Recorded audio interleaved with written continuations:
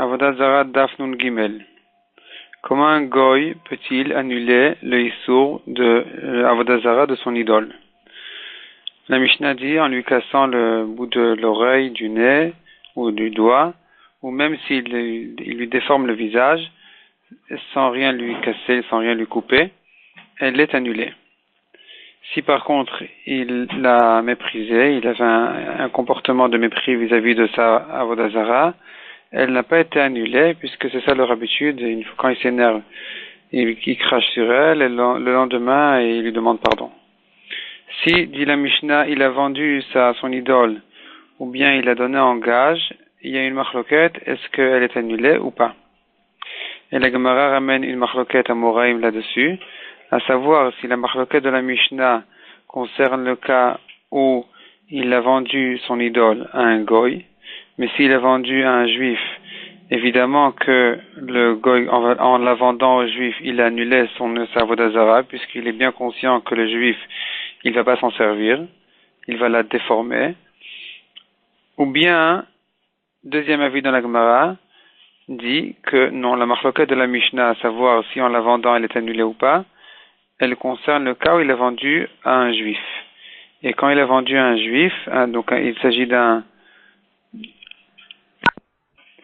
Donc s'il a vendu à un juif, c'est là où il y a la marloquette dans la Mishnah, à savoir si le goy a l'intention d'annuler le issour de son idole, ou bien ou non.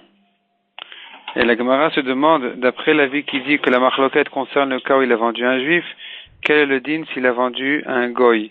Est-ce que dans ce cas-là aussi il y a la marloquette, d'après cet avis-là? Ou bien, dans le cas où il a vendu à un goy, selon tout le monde, tous les Tanaïm, eh bien, le goy n'a pas eu l'intention de l'annuler. La Gemara reste en safek, elle essaye d'amener des preuves pour résoudre le safek, mais finalement la Gemara repousse les preuves et reste en safek.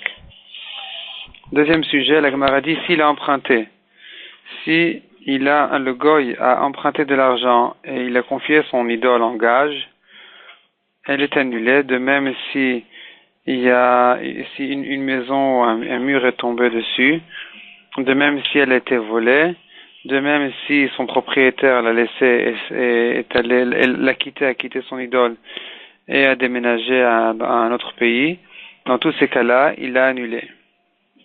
Si par contre il a l'intention de revenir, elle n'est pas annulée. La Gemara dit aussi, on apprend les halachot d'annuler la Avodah Zarah, on les apprend de Yoshua bin Nun. Donc quand Yoshua bin Nun est venu en Eretz Israël, ils ont conquis la terre. La Torah nous a appris qu'il fallait détruire toutes les idoles, tous les Avodah Zarot, il fallait les détruire. Et de là on apprend quelques halachot qui nous concernent maintenant. À savoir un Israël qui a dressé une brique pour se prosterner devant, et avant de se prosterner devant la brique est venu un goy et s'est prosterné devant elle. Malgré que nous avons un principe qui dit En Adam Oser Davar She'eno Shelo. Un homme ne peut pas interdire quelque chose qui ne lui appartient pas. Comment est-ce que le goy, en se prosternant devant un objet qui appartient à Israël, peut-il l'interdire?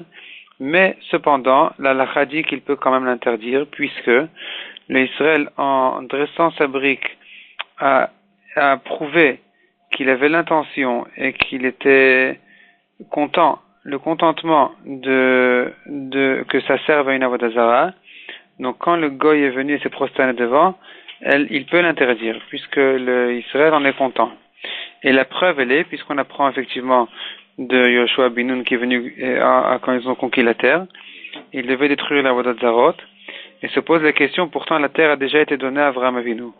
Donc pourquoi est-ce que tous les arbres de Avodah Zarah ont-ils été interdits? Pourtant ils appartiennent aux Juifs, et les goïms qui ont fait Avodah Zarah avec ne pouvaient pas les interdire, puisque ça ne leur appartenait pas.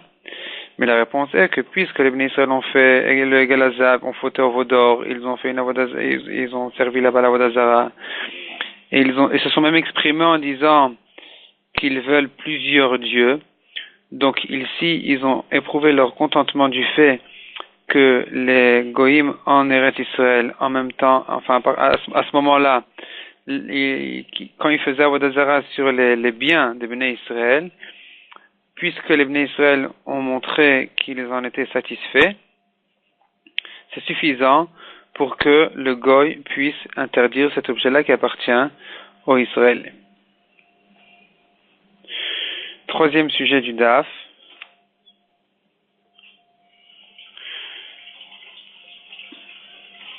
Une idole que le goy a laissé chez lui, a laissé dans son pays et l'a quitté, est partie, n'est pas revenue, elle est permise puisqu'elle a été annulée.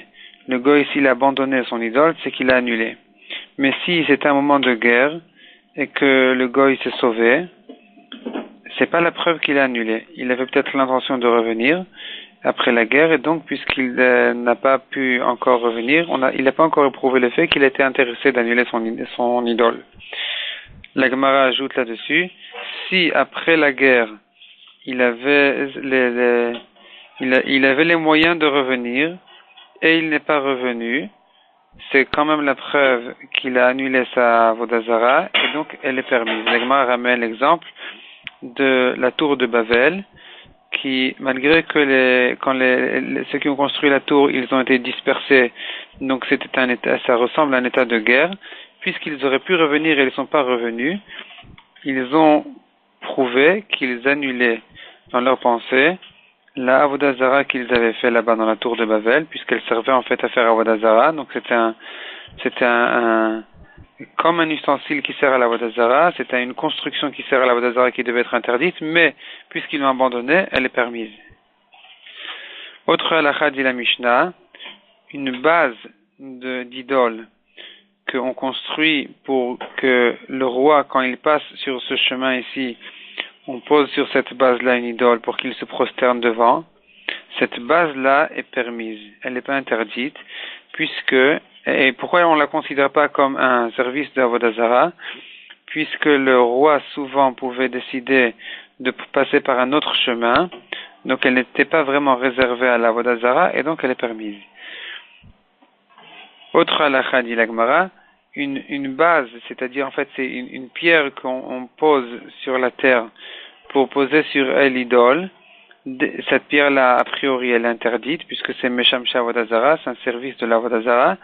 Mais dès que cette base-là a été un peu cassée, elle se pose la question, est-ce qu'elle a été annulée ou pas? Est-ce qu'il continue à s'en servir ou pas? La Gemara ramène là-dessus une machloket.